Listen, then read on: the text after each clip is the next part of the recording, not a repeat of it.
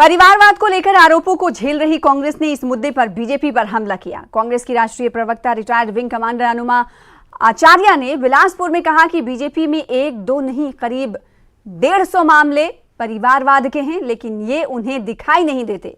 150 से ज्यादा बीजेपी के ऐसे नेता हैं जिनकी दूसरी और तीसरी पीढ़ी नेता बनी है।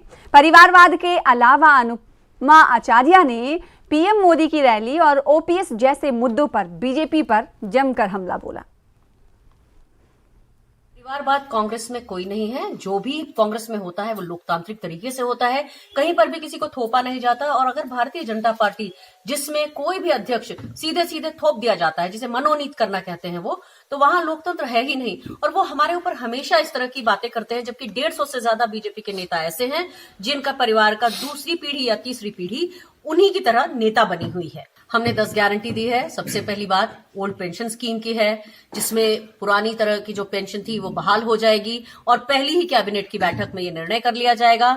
फिर हर घर लक्ष्मी यानी कि 1500 रुपए प्रति माह 18 वर्ष से ऊपर की सभी महिलाओं को दिए जाएंगे, जिससे कि वो बढ़ती महंगाई का मुकाबला कर सकें।